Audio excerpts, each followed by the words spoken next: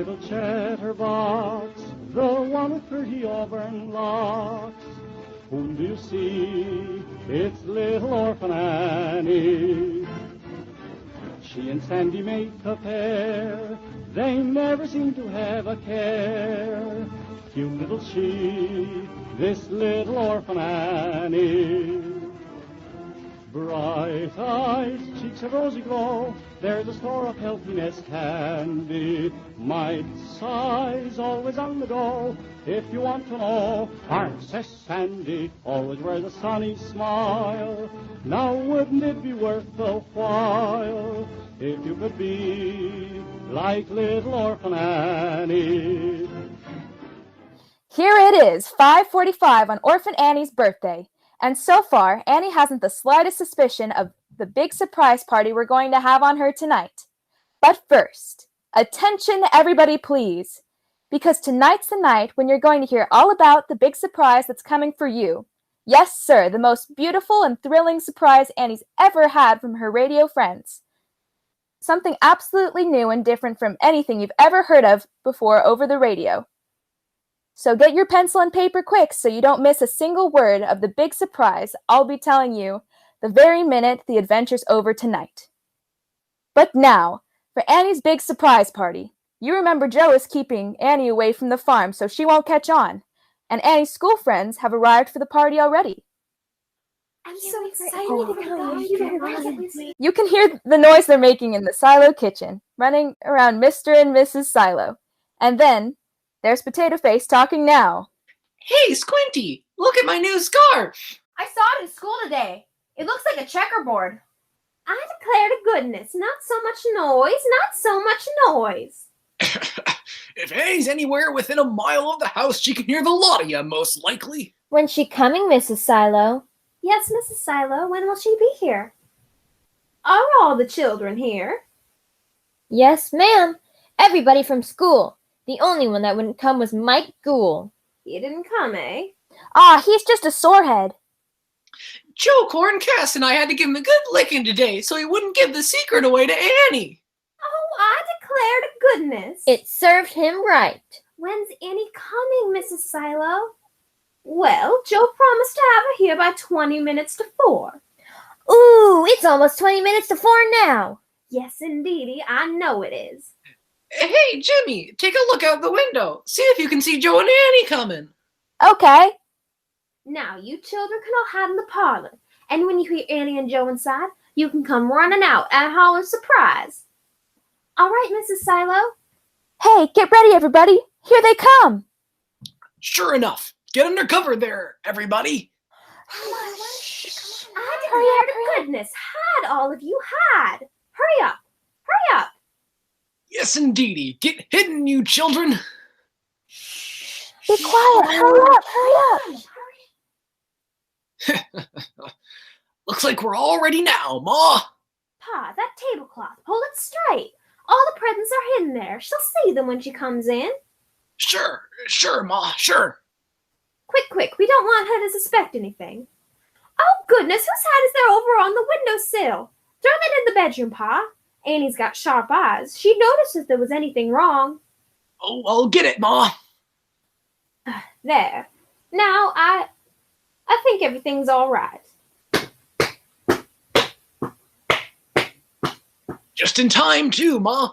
There are the young'uns coming now. Sure enough.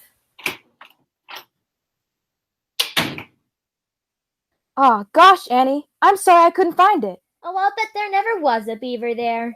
Honest, there was. Peter and Paul told me. They said they saw him starting to build his house. We just ain't looking in the right place, that's all. What's the matter there, you young'uns? Ah, I was going to show Annie a place where the beaver's building his house. And when we went over there, we couldn't find it. Mrs. Silo? What's the matter, Annie? Leaping lizards. What's the matter with you? Me? Oh, why, there's nothing wrong with me. What's that? Surprise! Surprise! Leaping lizards, golly jumping grasshoppers. Happy birthday! Now, children, all together. Happy birthday to you. Happy birthday to you. Happy birthday, dear Annie. Happy birthday to you. Happy birthday, Annie. Leaping lizards! I don't know what to say. Hey, how about pounding on her back? A tag for every year. Yeah. No, you can't all pound on me. You'll break my back. Nothing doing. Reach under the table there, Pa, and get out the presents. Yeah, Get the presents, Annie. Jumping grasshoppers. Are there presents too? Of course there are. This is a regular party. Hooray! That's right, Pa. Put them up right there on the table. Suffering mackerels. Are all those for me? Yeah, Annie. Golly, I never had a birthday party like this in all my life. Well, for mercy's sake, Annie, start opening them up and see what's inside of them. I'm as anxious to see what they are myself. Oh, look at this one here with the foreign-looking paper around it. And those funny postage stamps. Oh, I know what those are. I save stamps. Those are Chinese stamps. Oh, Chinese. Now, who could this be from? Oh, golly, look, it's from Matki. There's his name up there in the corner. Who's he? he? Oh, he was a real nice Chinaman that Joe and I met over in China. Oh. Now, how do you suppose he found out when my birthday was? Well, what is it, Annie? Oh. Oh, my goodness, it's a beautiful silk kimono. That's beautiful, Annie. Yes, isn't it grand? Gee, that was sure nice of Aunt Gee. Hey, Joe, help me open some of these. It'll take me all day to open them all. Sure, Annie. Look here. Here's one from Mr. Montague. Well, open it up and see what that is. Oh, gosh, Annie. Here's one I'll bet you want to open yourself. What is it? Here, it's just a little package. Who's it from, Annie? Yeah, who's it from, Annie? It's from Daddy Warbucks! Oh! I declare to goodness. Look at the stamps on it. It's from some foreign place, too. Let me see him, Annie. Oh, gosh. Those are from Czechoslovakia. Czechoslovakia? Where is that? That's a country in the middle of Europe. Open it up and see what it is, Annie. See what Mr. Warbuck sent you. I am Mrs. Silo. Oh, here's a box. Oh, it must be inside there. No, there's more paper in here. Oh, golly, there's a little box inside all this paper. I can feel it. Well, get it open, Annie. See what it is. Here it is, Mrs. Silo. I declare. A little box like that? Why, it looks to me like jewelry. See what's in it, Annie. Leaping lizards, look, it's a ring. Gee, it's a ring. Oh, a ring?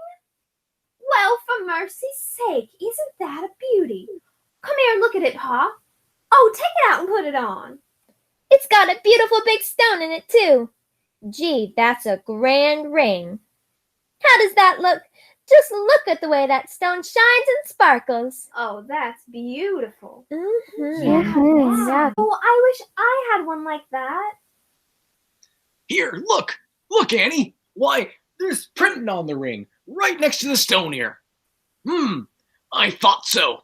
See what it says here? It's got October on one side of it, and the word hope on the other side.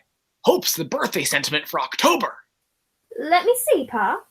And that rose-colored stone in there must be your birthstone, Annie. Sure, that's what it is.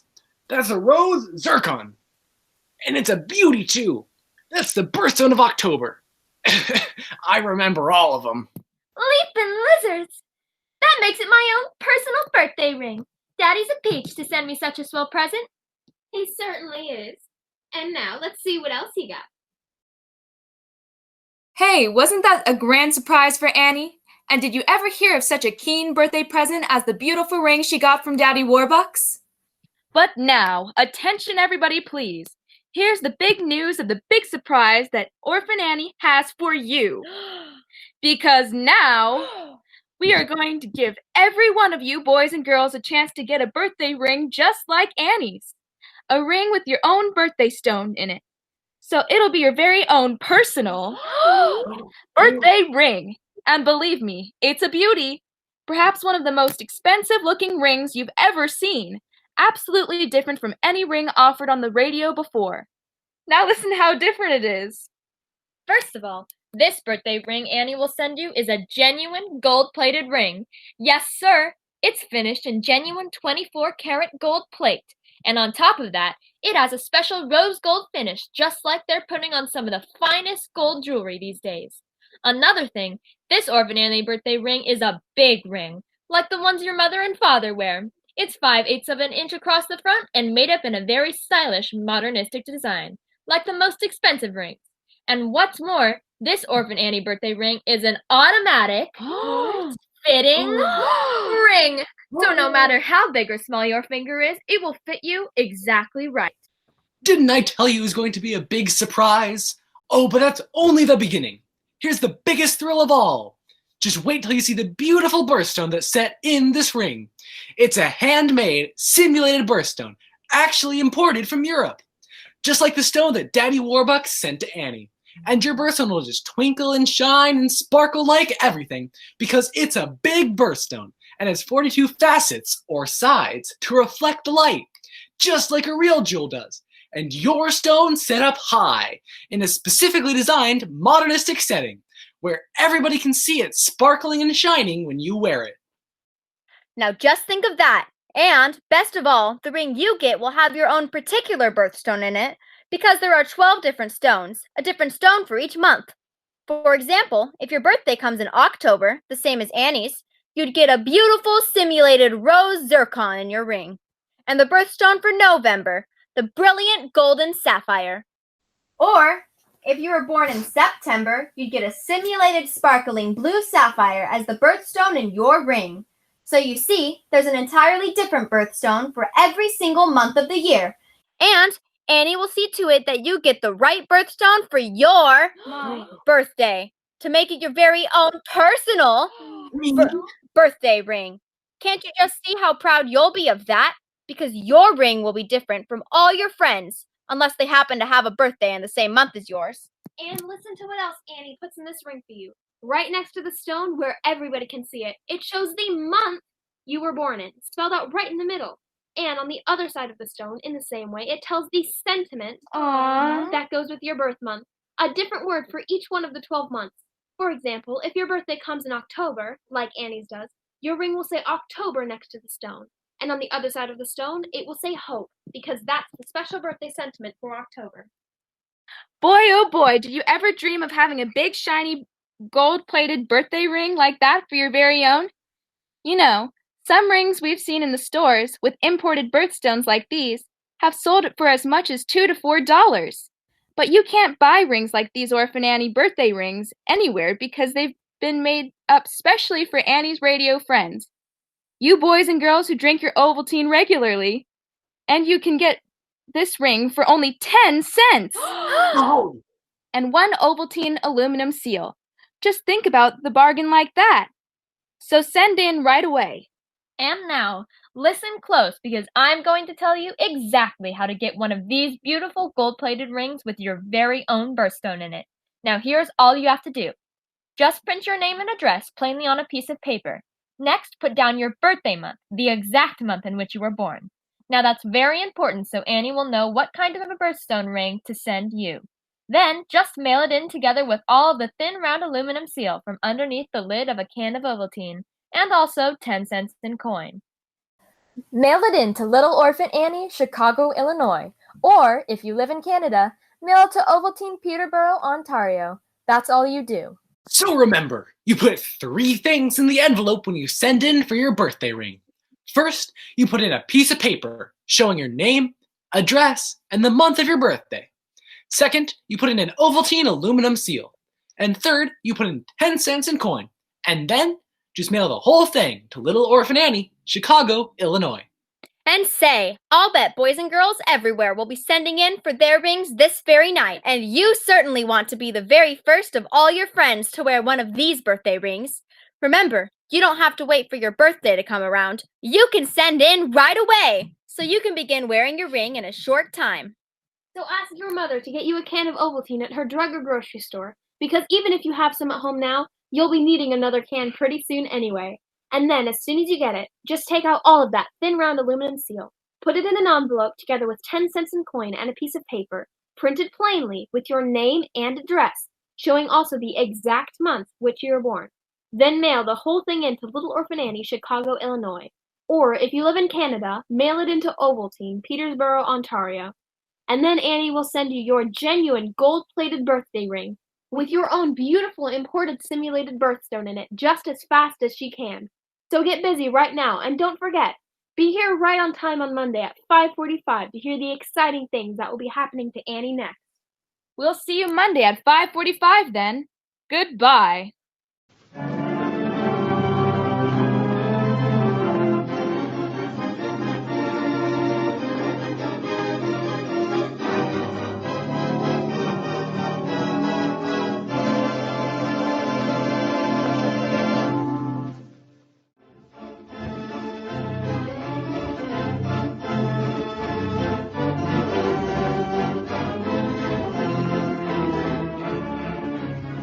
The little chatterbox, the one with pretty auburn locks. Whom do you see? It's little Orphan Annie. She and Sandy make a pair. They never seem to have a care. Cute little she, this little Orphan Annie. Bright eyes, cheeks a rosy glow, there's a store of healthiness handy. Might size, always on the go, if you want to know. Princess Sandy always wears a sunny smile.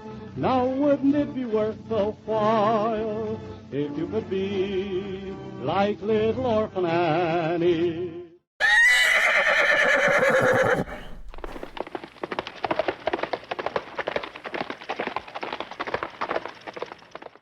A fiery horse with the speed of light, a cloud of dust, a hearty laugh.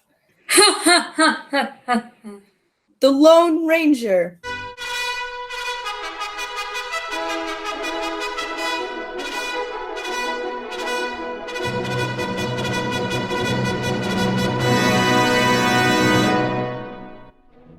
The Lone Ranger is perhaps the most attractive figure ever to come out of the West through his daring, his riding, and his shooting. This mystery rider won the respect of the entire Golden Coast, the West of the old days, where every man carried his heart on his sleeve and only the fittest remained to make history. Many are the stories that are told by the light of the Western campfire concerning this romantic figure. Some thought he was on the side of the outlaw, but many knew that he was a lone rider, dealing out justice to the law-abiding citizenry. Though the Lone Ranger was known in 7 states, he earned his greatest reputation in Texas. None knew where he came from, and none knew where he went. Old Jeb Langworth lived alone in his small shack just outside the wide-open community of Red Rock. One evening, as he was watching the coffee boil and the bacon sizzle in the pan, and thinking of how snug his cabin was, with the storm raging outside, there came a knock on the door. Now who in Tucket can be out of a night such as this be? Hello? Come on in, stranger.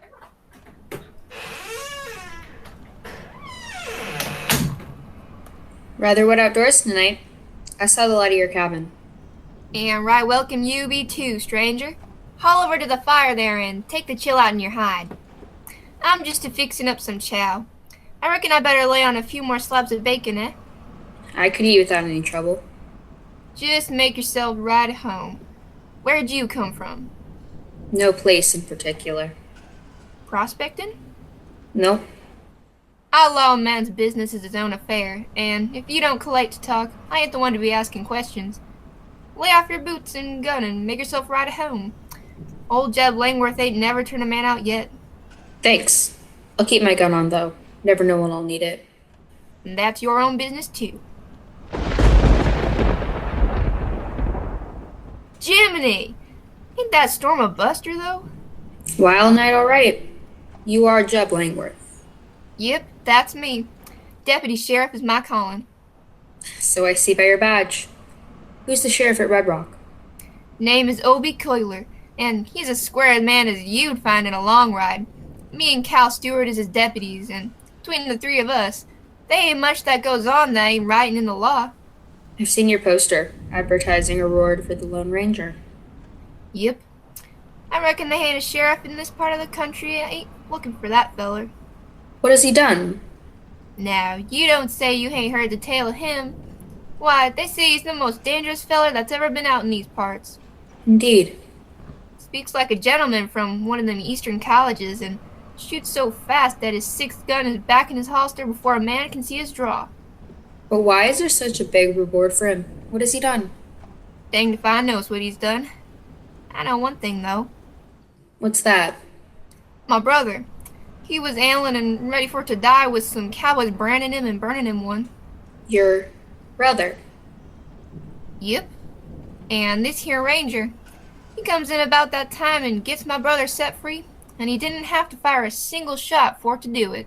How did he do it? Well, he seems to have spoken to the cowboys, and by golly, in less than a minute, they loosened the ropes and that was tying my brother, and they brought roots and greases and things and fixed him all up as good as new, and let him go.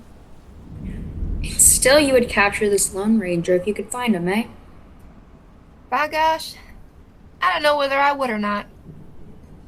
And you do know that he saved the life of your brother, and you don't know what he's done that's so terrible. Well, they say that he killed a lot of fellers. Perhaps they needed killing. Maybe so. Maybe so. Say, I reckon this ranger must talk a lot like you do. You talk mighty well educated yourself, stranger. Have you seen bullets like these? Huh? Why, by gosh, they be silver, and they say this ranger uses silver bullets. By gum, you're the Lone Ranger. And I laugh. That's another thing. You're him, ain't ya? You have my gun, Jeb. What are you gonna do with it? Here, take it back, Ranger. Put her where she belongs. I am the man to turn in a fellow like you. No, sir. Pull your chair over now and see how you like my cooking. I always said that sometimes I'd get a chance to show how much I appreciated what you did for my brother. Thanks. Where is he now? Oh, he's dead these 2 years. A bit late for you to be eating your supper, isn't it? Yep. I was busy over to Red Rock till after 8. I reckon it must be close on to 9 o'clock, ain't it? Yes, just about. You better spend the night here, Ranger. You're right welcome. Where's your horse tied? Oh, he isn't tied. That horse will go into the trees and hide until I whistle for him. Who's that? I'll step behind the curtain here. Don't tell anyone that I'm here. Alright.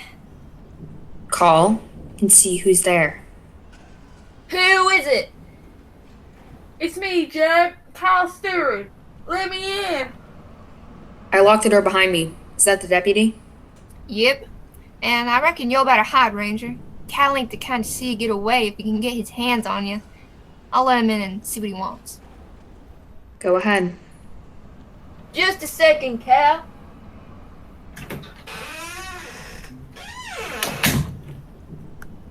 Golly, what a night this is, Jeb. Ain't it now? What brings you out of a night like this, Cal? The point is this. I come to borrow something from you, Jeb. Sure, anything you want. It ain't much that I want. It's just a bucket of oil. This lamps in my shacks is running low, and I got some records to go over. I thought if you could let me take some oil until morning. Sure, I'll get it right off. I keeps it back in the woodshed. I'll get you some right away, Cal. That's mighty accommodating of you, Jeb. You been out tonight? Who? Me? These wet tracks. Oh yeah, I just got in a few minutes ago. Them's my tracks. I see. I'll get that oil.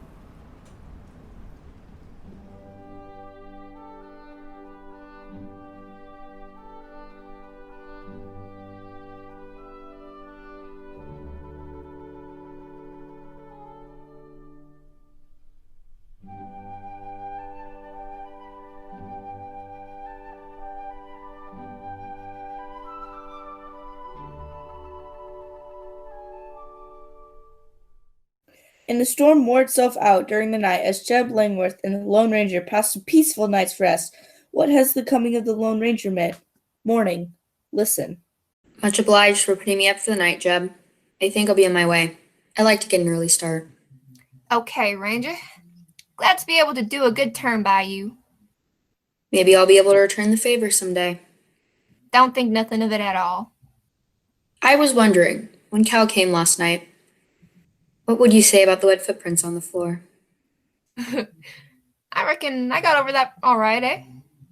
Very well, yes. You see, that feller Cal Stewart, he don't miss nothing, he don't. He's got eyes like a hawk. Yes. I reckon it rankled some in his mind that I didn't tell him where I went and what I went out for, eh? Perhaps. You don't seem to like him very well. Oh, he's all right, but him and me got different ideas, that's all. I see. Well, I'll say goodbye to you. Goodbye, Ranger. Where's your horse? I'll show you. He must be a swell horse. He is. There he comes riding up. Yes.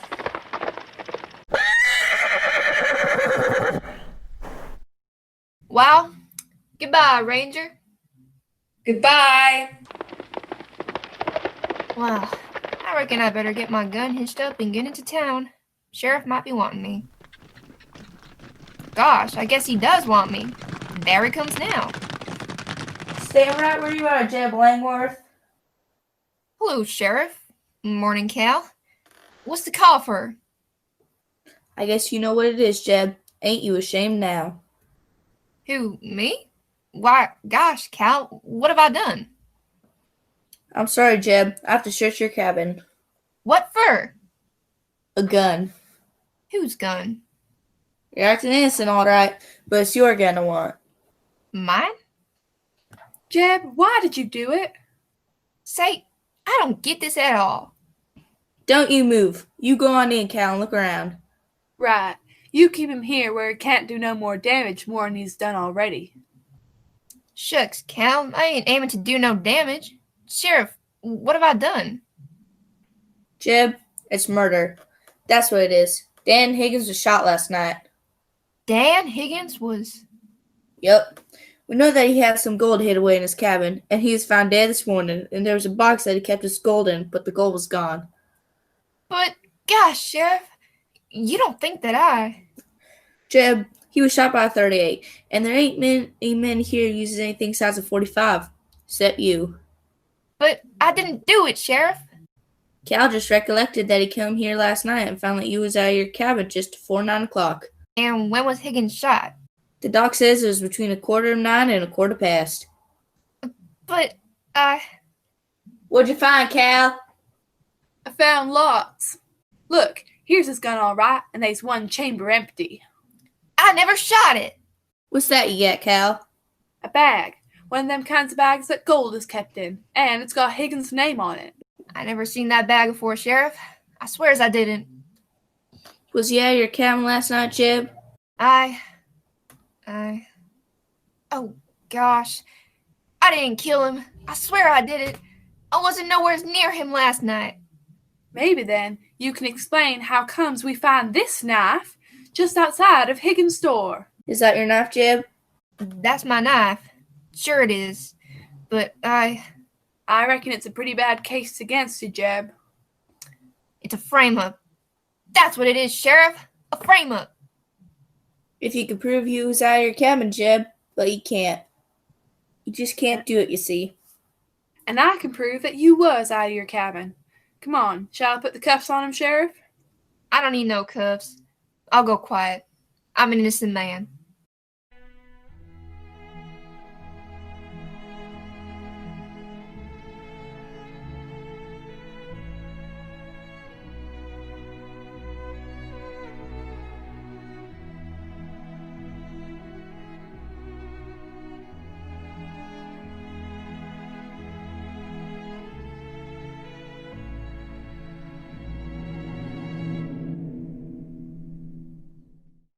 So they took old Jeb Lingworth to jail for the murder of his friend Higgins. Did the mysterious visit of the Lone Ranger have anything to do with the fate of the Jeb? let us look in at the sheriff's office.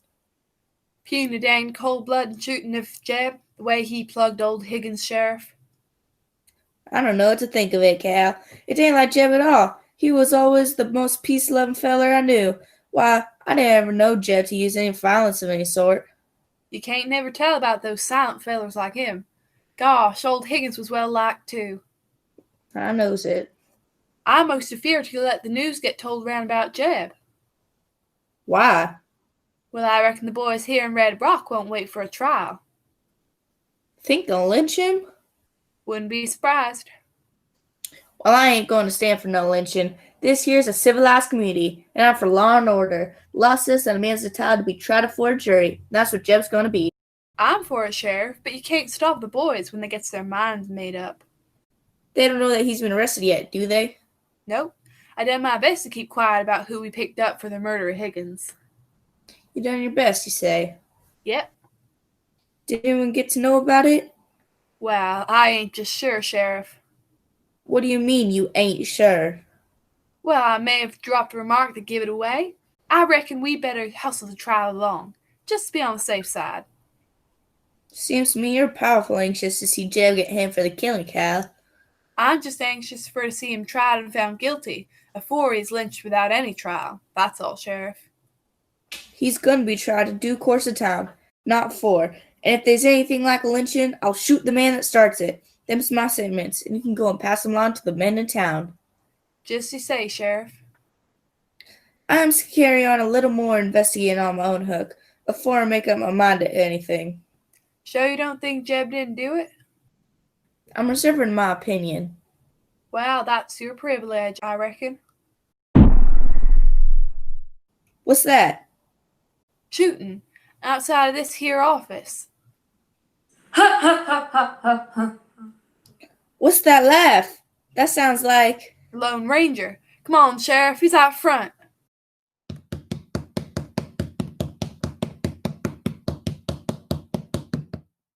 Did you see him anyplace? Can't see nothing out here. Where'd he go? I reckon he's got away somewheres. I'm right here, gentlemen. Huh? How'd you get in? What? Who are you? I came in the side window while you were looking out the front door. No, don't go for a gun. I ain't aiming to commit suicide. Are you the Lone Ranger?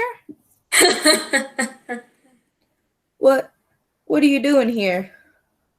I dropped in to tell you that Jeb Langworth did not kill old Higgins.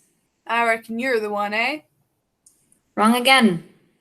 Well, you're under arrest anyway, for the murders on that there poster. Don't try any funny tricks. Under arrest? Me? I reckon he's right, Mr. Ranger. We'll have to put you under arrest. That suits me all right. Are you going to let Jeb out of jail to make room for me? He stays there. I reckon the jail is large enough for the both of you. I just came here, Sheriff, to tell you to let Jeb Langworth go. He's innocent. Huh. You don't think I'll do it, do you? No, but I think your deputy, Cal Stewart, will release him to prevent me from telling who the real murderer of Higgins is. Huh? Why, you... Don't let me tempt you to reaching for your gun, Cal. I think you've heard of the way I draw a gun and fire. That's all I have to say, Sheriff. You see, my horse will join me no matter where I am.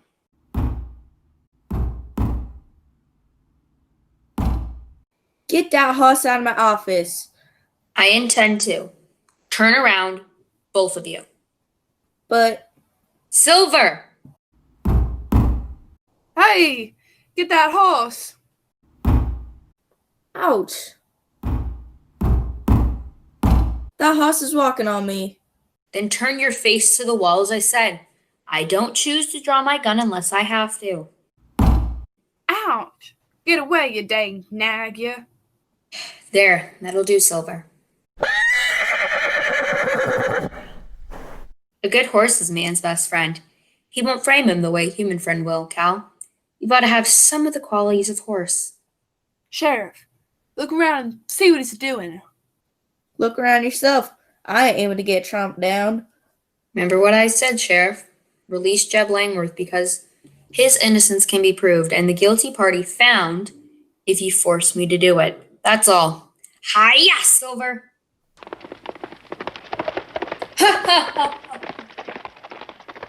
Is that varmint gone, Sheriff? I reckon so. Dang him, why don't you shoot him? I don't draw no gun against that feller, unless his back is to me. Why didn't you shoot him? Here, he's left one of them silver bullets of his on my desk. And a note. What's it say? Nothing. Reckon it'll make a good hunk of paper to light my pipe with, though. What's the note say, Sheriff? Nothing.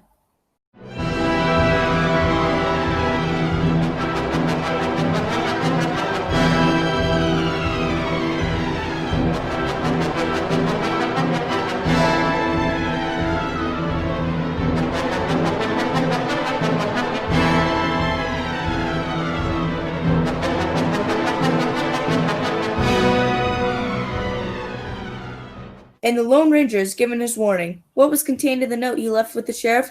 Let's follow Cal Stewart. Went to the barroom, as Cal says.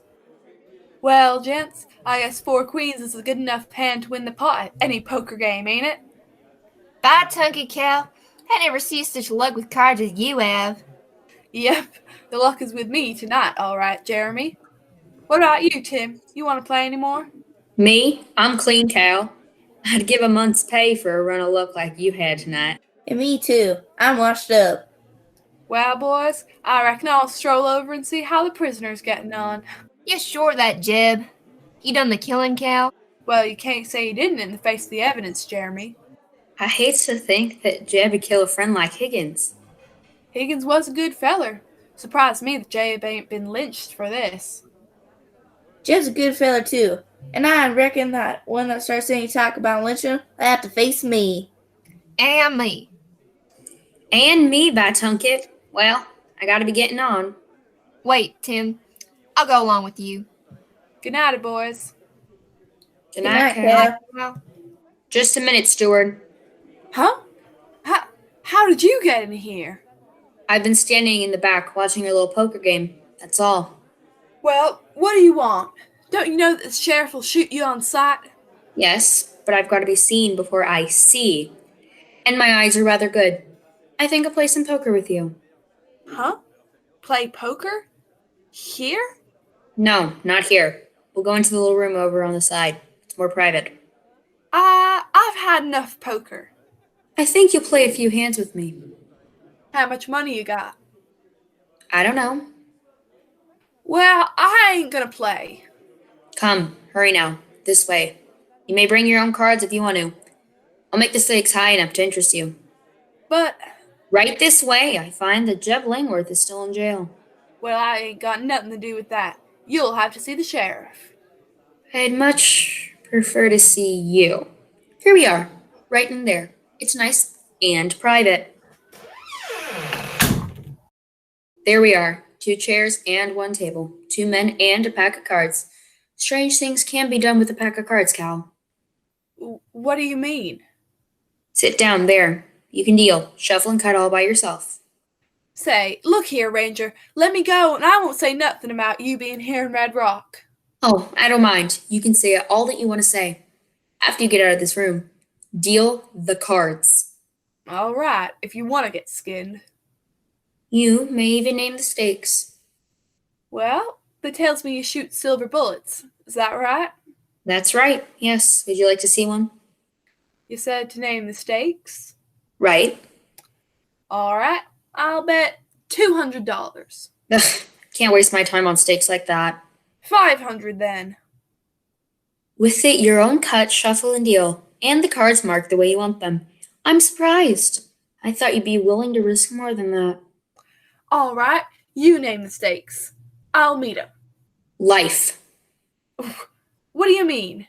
Your life against mine. What does that mean? You have 2 guns.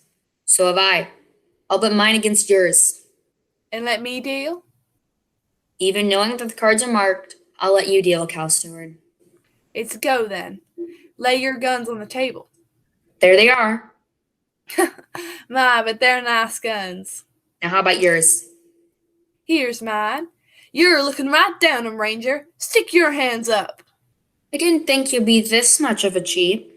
Reach the ceiling, Mr. Lone Ranger. I reckon this is the time that your fast draw won't help you none. Ha! This is the time where brains is beating speed. Now I've got you right where you should be. Well, what are you going to do about it? I'm gonna kill you, that's what. Not even going to give me a trial, eh? The reward is for you, dead or alive. And I ain't taking no chances about you getting away, see? Yes, I see. Just a minute, steward. Don't you know that you don't dare kill me? Not yet, you don't. And why don't I? Because I've written down about how you shot Higgins, and I told how you came to Jeb's place the night of the murder and sent him out for kerosene. Huh? And you stole his knife and his gun while he was out of the room.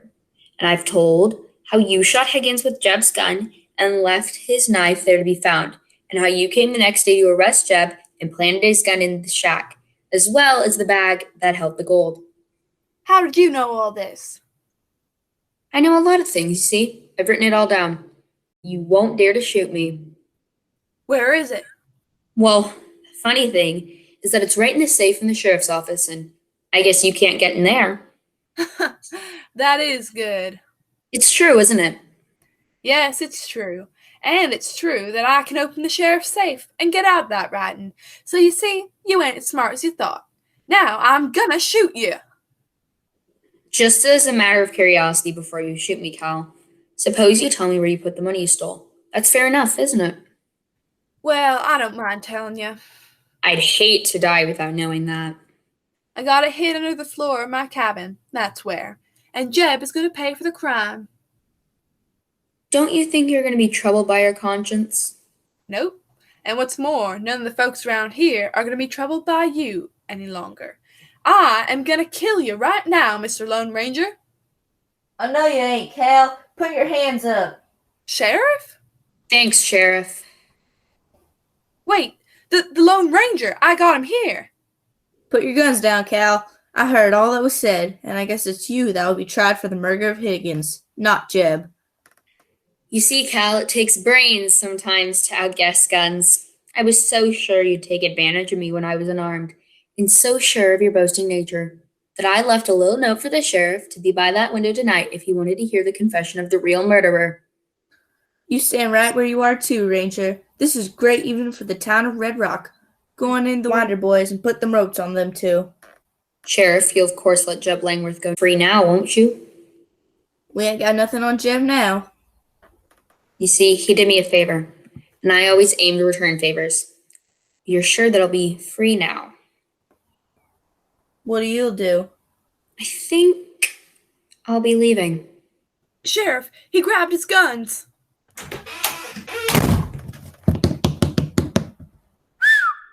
Silver! Silver! Here we are, old boy.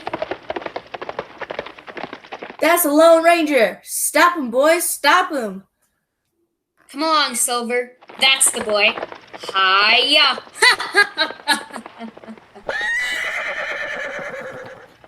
Might as well try and catch the wind, as this phantom rider of the plains. The Lone Ranger has gone off into the night, not to be seen again, until he finds another occasion to take into his own hands the law of the West. This is one of a series of stories of the Lone Ranger and his horse Silver. These stories are presented by the Jewel Players, directed by James Jewell, and come to you over your station, WXYZ, with studios in the Maccabees Building, Detroit.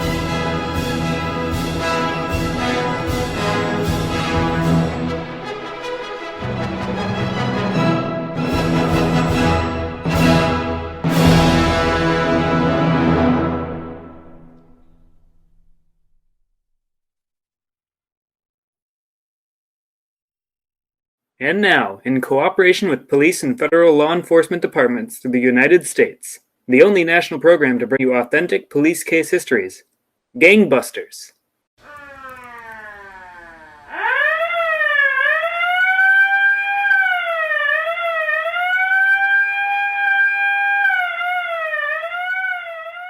Good evening, Gangbusters listeners. One of the most daring criminals in Nebraska's history is a man named Eddie Dahl. Listen as Dahl's case is discussed on tonight's episode of Gangbusters.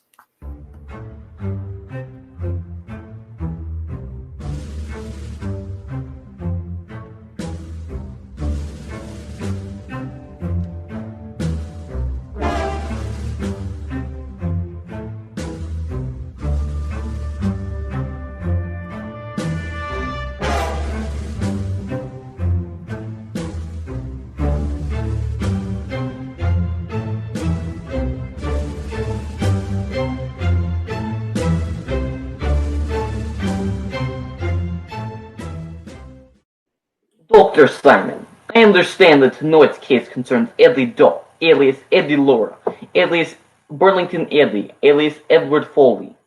Yes, Colonel Schwarzkopf. The case starts on September 16th, 1930, late at night in the gang's hideout in Lincoln, Nebraska, a barren room in the back of a part of a dilapidated apartment house. The shades were drawn, the windows sealed. The room was stuffy, blue with smoke. A tenseness was in the air. The gang was waiting nervously.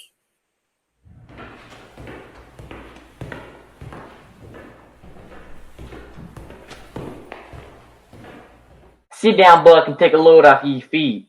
Yeah, you give me the willies walking around. We may have to bump the two guards off. Well, get it.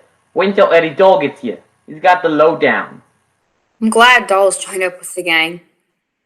He's got a cool head. He's slick. He ain't one of those guys that goes off half-cocked.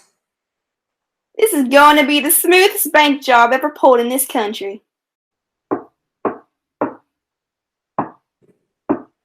There's Dahl now. Make sure before you unbolt that door. Who is it? The guy. Hi. Hi, Dahl. Everybody here? Yeah, when we going to crack the job? We're going to crack it in the morning, boys. What's the dope? This is going to be the most perfect bank cracking ever pulled in this country. And the biggest, $1 million. Everything's set. We're going to rehearse this thing inch by inch right now.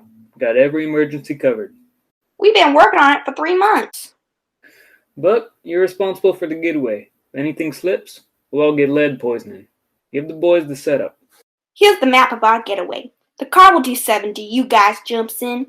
We head north, take the turn into Elm Street. They're working on the road, so only one car can pass. I'm giving a taxi cab driver $100. After we pass, he starts to drive through. Stalls the car so anybody chasing us will be stuck.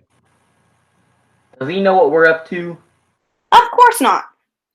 I told him it was a wedding party trying to get away. We keeps going on the state highway over the railroad track. We turns off the highway here and heads for the hangout. I've drove over that route 3 times a day for the past 2 weeks. I could drive it blindfolded. How about license plates? I got that fixed too. While we're driving, we can drop off the license plates and swing new ones on, okay, Dahl? Alright. Now, for weeks, I've had all you guys going in the bank, having money changed. Hired a vault today. Got a good look through the cellar. Here's a picture of the inside of the bank. There'll be 4 guns in the back, one in this drawer, one in that drawer there, and the 2 guards are always standing right here in front of this cage. Frank? Yeah. You stands to the right of this guard, and Tim stands to the right of this one. Okay. At the signal, you crack them guards, snatch their guns. I'll get the 2 guns from the drawer. 10 seconds later, Sweeney comes in the back with a machine gun. Covers the customers. We touch nothing in the bank but money. We leave no fingerprints, remember that. Suppose the 2 guards puts up a fight. Frank and Tim bumps them off. Now, let's study the layout. We'll spend the rest of the night memorizing every detail. Good morning, Mr. Smith. I'd like to cash this check. Certainly, Mr. Brown. Stick 'em up. This is a holdup. Number 3, keep 'em covered with that machine gun. Anybody makes a move, mow the whole bunch down. Right. Number 1, Yes, sir. scoop all the loose cash in those laundry bags. Hey, you, bank guy, come here. Come with me and swing back the door of that vault. Yes, sir. Swing it back. One false move and you're gonna get lead poisoning. Scoop all those banknotes into that bag. There's a lot of loose money in these drawers, boss. Take your time, pal. This ain't no peanut robbery. Keep cool, use your heads. It's gonna be $1 million haul. Lug the full bag's money as far as the front door. There's a crowd collecting in front of the bank. Let 'em collect. We're collecting in here. We got everything, boss. You guys carry those bags. Don't one of you people take one step to follow us, or we'll shoot holes in you. Come on. Number 3, you stand at the door with that machine gun. As soon as we're all in the car, I'll give you the signal. Check. Come on. Throw the bags of money in the back. Sound the signal. Everybody get in. Here come the rest of the gang. Step on it, Buck. As I recall, Dr. Simon, that $1 million robbery was the biggest bank robbery ever staged in this country. Please tell our Wilkins Coffee listeners what happened next. At that time, Colonel, bank robbery was not under jurisdiction of Federal Bureau of Investigation, but the Lincoln, Nebraska authorities. They asked FBI to furnish them with what information it could. On September 19th, 1930, Inspector Haynes of the Federal Bureau of Investigation was in his private office in Washington, and I want you to see how large organization operates in gathering complete information about criminal. You sent for me, Inspector Haynes? Jennison, this bank robbery in Lincoln, Nebraska is the cleanest bank job ever done in this country. There isn't a clue. There's not one, but we've got to find one. Now, I've got here a complete report of how the bank robbery was executed.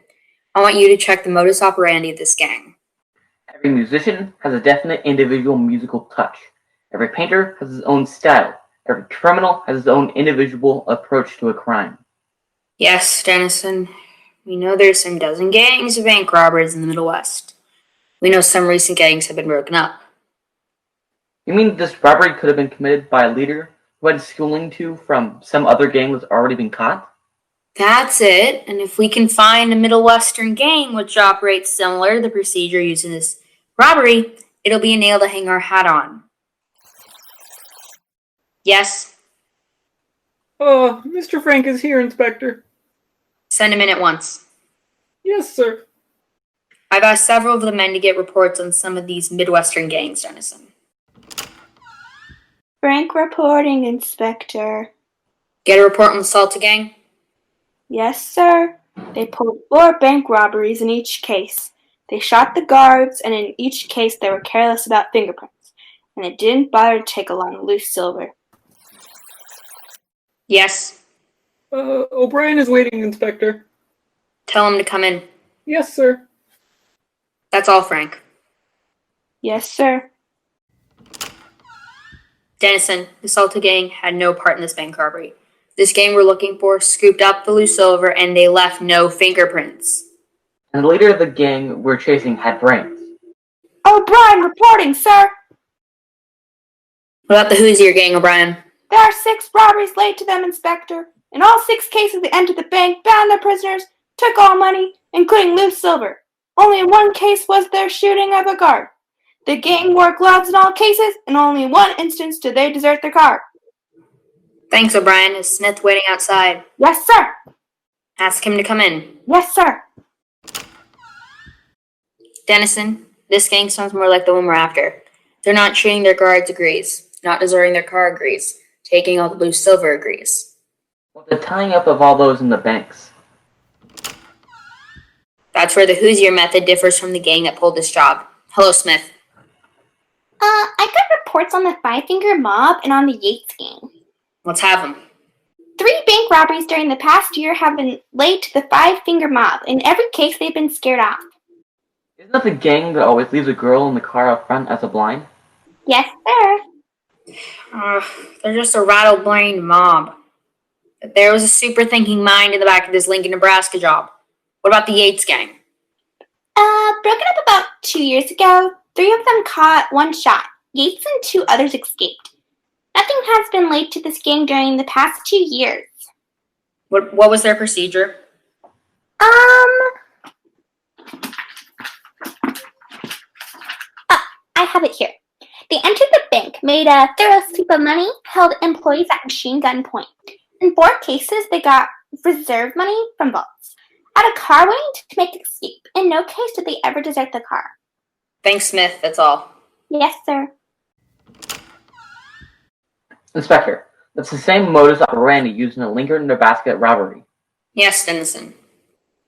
This report says that back in February, our St. Louis field office was notified that a sheriff in Macomb, Illinois, picked up an Edward Dahl for stealing a car. Dahl was arrested, placed under $3,500 bail, skip bail. A car thief doesn't usually have $3,500 to put up as bail, or to throw away by not appearing.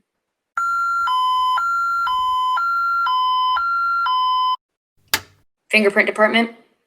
Yes, sir. Look up the record of Edward Dahl. See who he's been connected with in the past. Yes, sir. Are you figuring that Dahl may have joined up with the Yates gang? Let's think now. The Yates gang always makes a thorough cleaning of the bank. That tallies. They don't tie their customers and employees. That tallies. And their general plan of procedure was similar to the procedure that was just used in this bank robbery. All right. Yates and his 2 pals are still at large. Edward Dahl skipped bail from months ago. It's taken several months to plan this bank robbery. Why do all these facts fit so perfectly?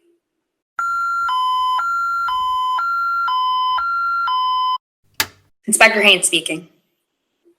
Report on Edward Dahl. Arrested several times on minor offenses. Known to be exceptionally clever. It is possible that he is one of the leaders reorganizing a Western bank robbery gang. That's all. Okay. So Dahl does know the Yates. Of course, this is hypothetical, but Dahl may have learned his bank robbing from Yates and is now even more clever. See that picture of Dahl, his history, and all these facts are sent to the Nebraska authorities. It may be a good lead. A number of months went by, Colonel. Dahl completely disappeared. Then suddenly. Kidnapping. South Bend, Indiana. Kidnapping corresponds to description of Edward Dahl. Recently distributed by the Federal Bureau of Investigation. Local bank in Tupelo, Mississippi. Just robbed by Machine Gun Kelly. Description of his companion fits Edward Dahl. Wanted. All information on Machine Gun Kelly and Edward Dahl. Attention, attention. United States mail robbery at Effingham, Illinois. Believed leader of gang was Edward Dahl. Well, Colonel, orders came from headquarters to the G-men to redouble their efforts to get Edward Dahl. Inspector Haynes again called Dennison into his office in Washington. Dennison, all we know up to now is Edward Dahl is somewhere in this country. We've got to find him. I've just received some additional information. Something I haven't heard? Yes. Reports from all over the country. Dahl's weakness is pretty girls. He's been known to visit Alice Kahn of New Orleans, Mildred Barling of San Francisco, Lucy Weber of Denver, Joan English of St. Louis. There's a long list of them here, sir.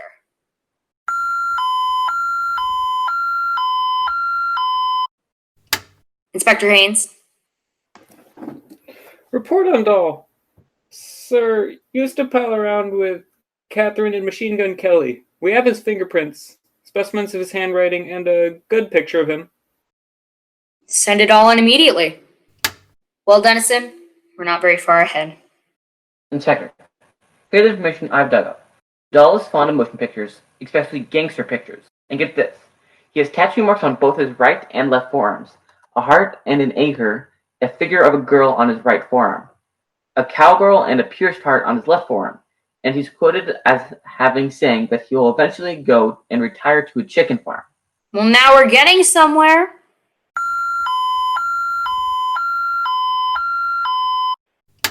Inspector Haynes. Minute one of our Western field offices have just been to the jail and talked with Machine Gun Kelly. They didn't let Kelly know they wanted information on Doll, but they asked a lot of questions about other things, and Kelly intimated about 9 months ago Doll married a girl by the name of Janet Gallatin in New York. Thanks, Smith. Doll's already married, Inspector. That wouldn't stop him from marrying again. Ugh, it's the best tip we've had yet. It's going to be a big job to examine all the marriage licenses in New York. They probably got married under fictitious names, too. Let's see. Doll meets the girl. He wants to marry her. Is he going to let her know who he really is? If she were the type of girl he could take in as one of the gang, he wouldn't care if she knew his identity, right, Dennison? Yes. But if Doll doesn't want her to suspect anything, then he can't ask her to sign a fictitious name to the marriage license. He'd change his name. But that marriage license is going to contain her real name. We've got to find a license made out to Janet Gallatin. Dr. Simon, I know the most interesting part of the case will be the police search for Janet Gallatin. But before you tell us about that, Wilkins Coffee has a few words for our listeners. You know, people who don't drink Wilkins coffee just kind of blow up sometimes. That's a lot of bull.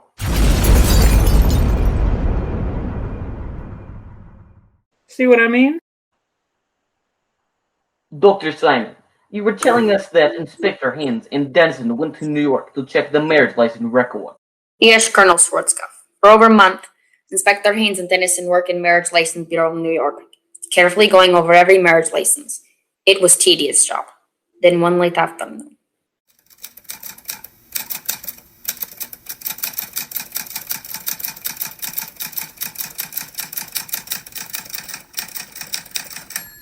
What is it, Inspector Haynes? This is worth our weeks of tiresome checking, Dennison.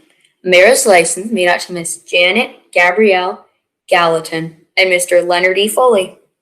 Janet and Gallatin are fairly common names. Married to Leonard E. Foley. Give me that sample of Doll's handwriting. Sure. Here it is. Let's see. Leonard E. Foley. Ugh, Edward Doll. These two E's are written the exact same way. Yes. The two D's are the same too. And notice the R's? Dennison! It's our first clue! Foley gives his address there as the Nemo Hotel, Dallas, Texas. That's probably fictitious. But Janet Gallatin gives her address as Danville, Vermont. That's probably correct. Come on, Dennison. We're going to Danville, Vermont.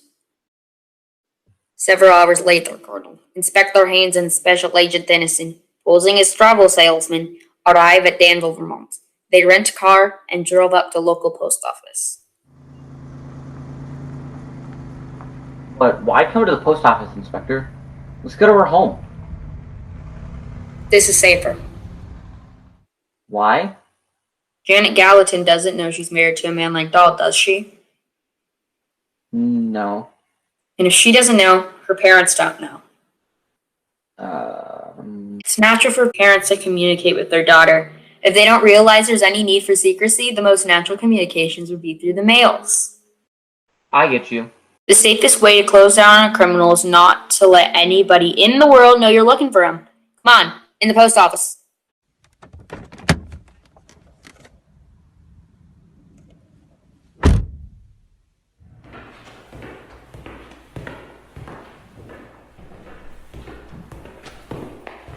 How do you do?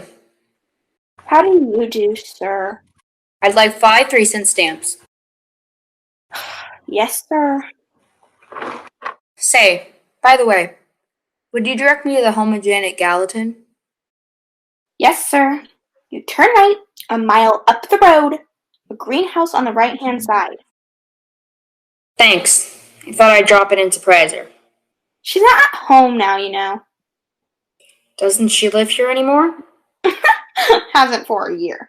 Married now, married some out-of-town fellow. I'm awfully disappointed. Say, I guess I'll drop her a postcard from here, though. You don't happen to know her address offhand, do you? Yes. Her folks sent her a package yesterday and insured it. The slip, here it is. The package was sent to Mrs. Janet G. Foley. Box 270A, Route number 2, St. Petersburg, Florida. Thanks. I'll drop her a card. That was a clever piece of work, Dr. Simon. Please tell our Wilkins Coffee audience how Inspector Haynes followed it up. Well, Colonel, 4 days later, Inspector Haynes and Special Agent Dennison arrive in St. Petersburg and talk with local post office officials. But I tell you, there must be a Leonard E. Foley listed somewhere in St. Petersburg.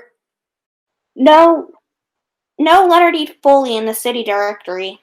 There a postman who delivers out in room number 2 around? He may be in the other room. I'll see. What do you think, Dennison? Funny. There's a name for Leonard E. Foley in the directory. Mr. Jenkins was just going out delivering mail. He has rural route number 2 there. These 2 gentlemen are federal officers, so answer anything they ask you. Yes, sir. We have the address of Leonard E. Foley, box 270A, route number 2. Know anything about him? Why, about 2 weeks ago, he wrote out an order that all mail addressed to Foley should be delivered. Wait a minute. I've got that order here in my book.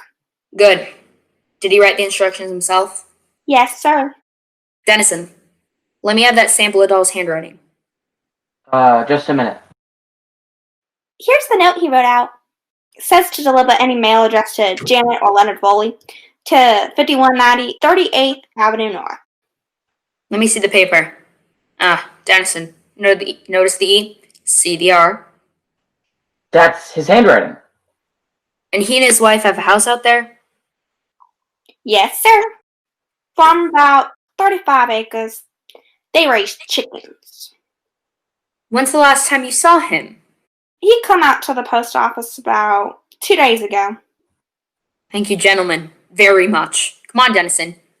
We'll go out and see this Mr. Foley. That looks like the house, Dennison. Head on the right. Think there'll be a shooting, Inspector?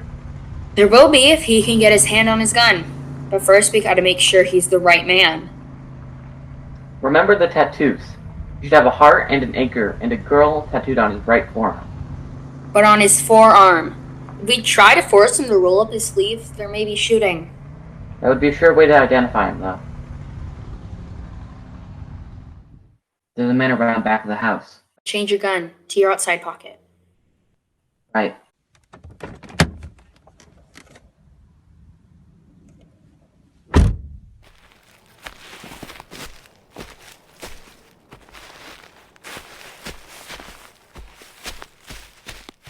Hello there! Mind if we come back and see you? Come on.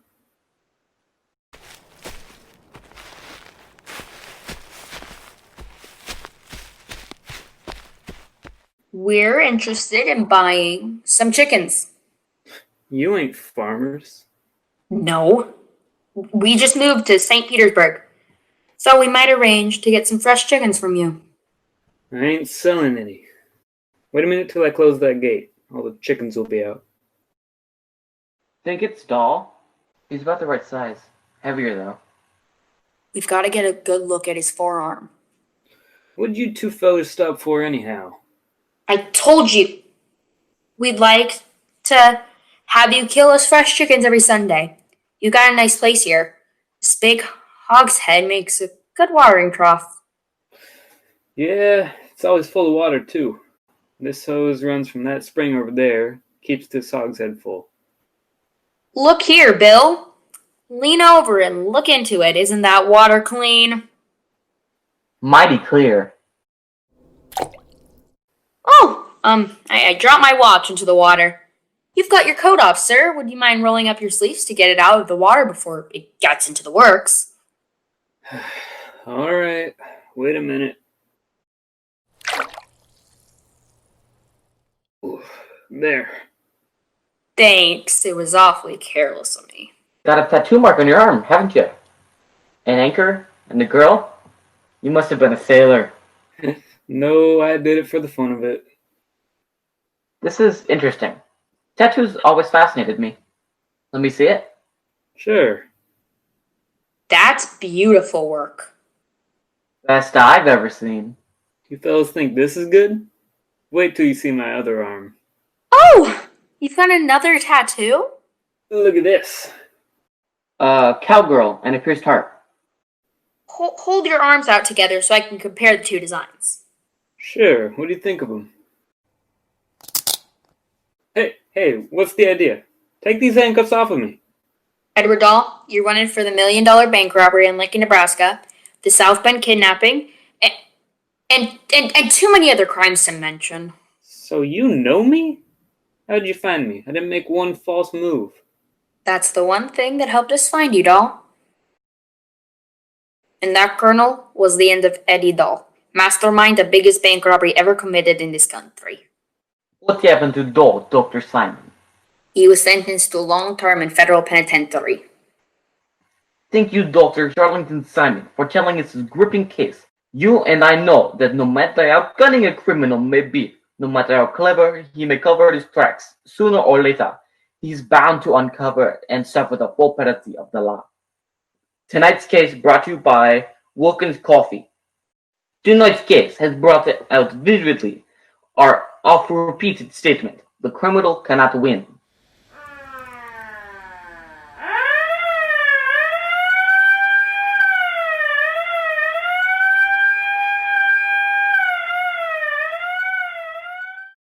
Listen next week, same time, same CBS station, to amazing facts in The Case of the Charlestown Siege on Gangbusters, a production of CBS Radio in cooperation with Phillips H. Laura.